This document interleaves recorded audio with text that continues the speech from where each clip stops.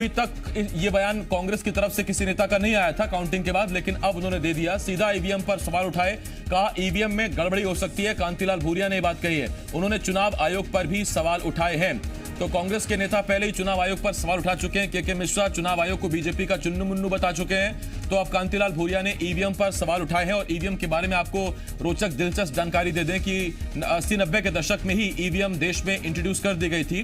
केरल से ईवीएम का इस्तेमाल हुआ था। 2014 में पहली बार, 2004 में पहली बार खुलकर पूरे देश में उसका इस्तेमाल हुआ था। और 2004 के बाद फिर 2009, फिर 2014 फिर ईवीएम चलती रही। लेकिन सवाल यह है कि 2004 और 2009 जब तक यूपीए की सरकार थी तब तक ठीक थी ईवीएम, लेकिन अब वो उस ईवीएम में गड़बड़ी की आशंका कांग्रेसी जाहिर करते रहते हैं। कांतिलाल भूरिया क्या कह रहे हैं, सुनिए जरा।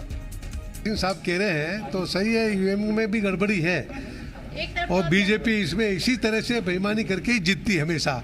तो इसका भी ईवीएम का सिस्टम भी समझना पड़ेगा और सभी पार्टियों को देखना पड़ेगा। जहाँ कांग्रेस आगे वहाँ ईवीएम में गड़बड़ी नहीं है क्या? जहाँ कांग्रेस आगे चल रही 10 जगह वहाँ ईवीएम सही है। नहीं, वो तो कुछ जगह करते हैं, सिलेक्टेड बूथ के ऊपर ईवीएम को फिट करके रख देते हैं वो। तो बिहार में भी ये पद्धति चल रही है। हाँ, बिहार में भी वहाँ भी वही हुआ है। तो ईवीएम के बारे में हमने आपको जानकारी दी। 80-90 दशक में ईवीएम आ गई थी। केरल से शुरुआत हुई थी। 2004 और 2009 फिर 14 फिर 18 माफ कीजिए 19 हर जगह ईवीएम का इस्तेमाल हुआ था। वैसे आपको बता दें कि इसी ईवीएम से 4 में और 9 में कांग्रेस जीती थी यूपीए।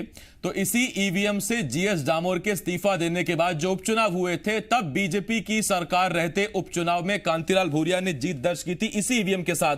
लेकिन याद रखिए कि पूरी रात खुद कांतिलाल भूरिया के समर्थकों ने बैठकर निगरानी की थी स्ट्रांग रूम की। वो तस्वीरें भी हमको याद है।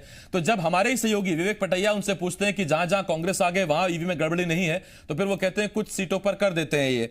मैं भूपेंद्र जी आपके पास आ रहा हूं पहले, उसके बाद फिर रजनीश जी आपके पास आता हूं। भूपेंद्र जी, बीजेपी कह रही थी कि आप देखिएगा अभी जैसे जैसे टैली आगे बढ़ेगी सीधा सवाल पहले ईवीएम पर आएगा फिर चुनाव आयोग पर आएगा।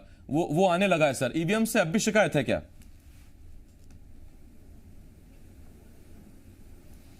ईवीएम पर शिकायत नहीं है, ईवीएम चलाने वालों पर शिकायत है। जो लोग ऑर्गेनाइज करते हैं वो उसका दुरुपयोग करते हैं और वो दुरुपयोग हजारों जगह सिद्ध हुआ है।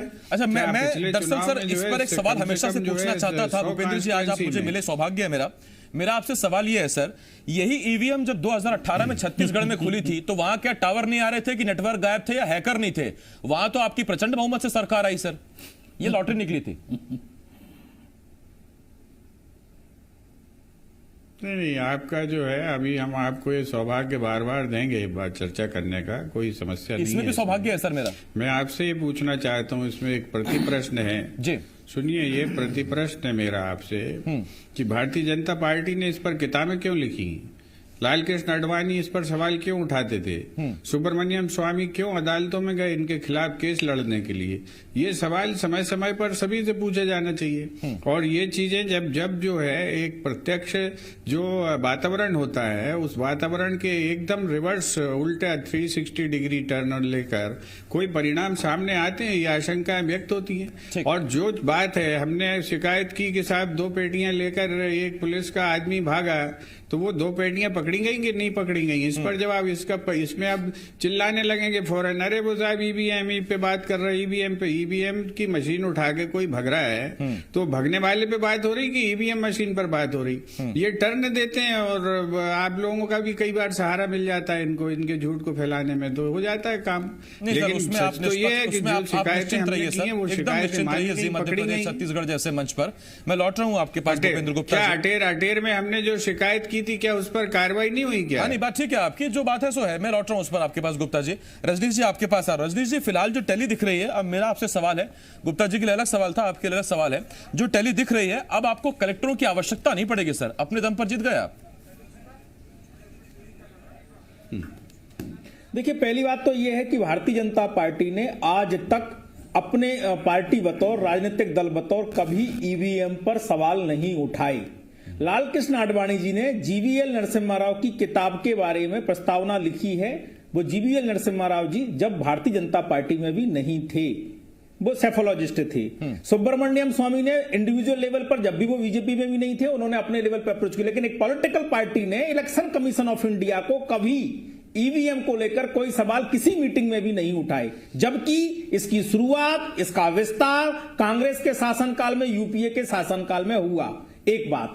दूसरी बात यह है कि जो ये हैक करने की बात करते हैं, मतदान पेटी जो बैलेट पेपर वाली पेटी की तरह उठा के भागना और ले जाने की नहीं, वो 3 नवंबर को वोटिंग के दिन मध्य प्रदेश में जब 28 विधानसभा उपचुनाव की वोटिंग हो रही थी, तो दिग्विजय सिंह जी ये ईवीएम हैक हो सकती है उसकी लिंक शेयर करते हैं। कांतिलाल भूरिया जी को आप दिखा रहे थे कि वो कुछ सेट कर देते हैं ईवीएम में, वो भागने भगाने की बात कर रहे थे, वो कह रहे थे ये लोग उल्टा नैरेटिव सेट करते हैं। जो आप कहते हो साहब उसी को बताते हैं, और मीडिया भी उसी को दिखा रही है, उसी को बता रही है। भारतीय जनता पार्टी कार्यकर्ताओं के दम पर, विकास के मंत्र पर जीतती है चुनाव, और जनता नादान ना समझ नहीं है। मैं पहले भी कह रहा था, आपके चैनल पर कहा था कि आप कई मुद्दों पर आप कह रहे थे रेफरेंडम आएगा, जनादेश आएगा, तो आप स्वीकार करिएगा और कहिएगा कि उन्हीं मुद्दों पर आया है। फिर मुद्दे क्यों पलट जाते हैं? नहीं जनता ने इस मुद्दे पर नहीं दिया, ये तो ऐसा हो गया होगा, ये तो वैसा हो गया होगा। अभी तक ऐसा था कि नहीं जनता तो इन मुद्दों पर देने वाली है।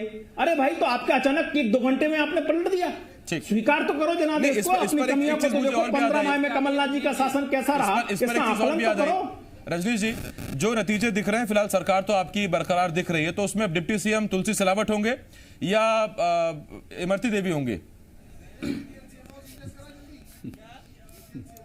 नहीं, ये तय करने का काम रजनीश अग्रवाल का नहीं है, ये मुख्यमंत्री जी का है, और मुख्यमंत्री जी चाहेंगे तो, और संगठन भारतीय जनता पार्टी से विमर्श करके मुख्यमंत्री जी तो व्यस्त है, उनकी तरफ से आप ही प्रतिनिधि हैं, और बाकी लेकिन मुख्यमंत्री अकेले निर्णय भी नहीं लेते हैं। मुख्यमंत्री जी अकेले निर्णय नहीं लेते हैं, उनकी विशेषता है कि वो संगठन से भी चर्चा करते हैं, प्रदेश अध्यक्ष विष्णुदत्त शर्मा जी से भी, संगठन महामंत्री सुहास भगत जी से भी, और केंद्रीय नेतृत्व से भी। भारतीय जनता पार्टी कमलनाथ जी की तरह नहीं चलती है कि वो राहुल गांधी जी से कह दे कि उन्होंने किसी को समझा दिया होगा। ठीक, मैं लौट रहा हूं रजनीश जी इस पर। मृदुल, आपके पास आऊं मैं, उससे पहले एक सवाल मेरा हरीश जी से है। रजनीश जी उसके बाद मृदुल में आप जरूर सवाल पूछिए। हरीश जी, मेरा आपसे एक सवाल, देखिए अब चूंकि दोनों पार्टियों ने कहा था कि ये हुआ है, और इसका नतीजा आप देखिएगा 10 नवंबर को, यानी कि सारे सवालों का जवाब 10 नवंबर को डाल दिया गया।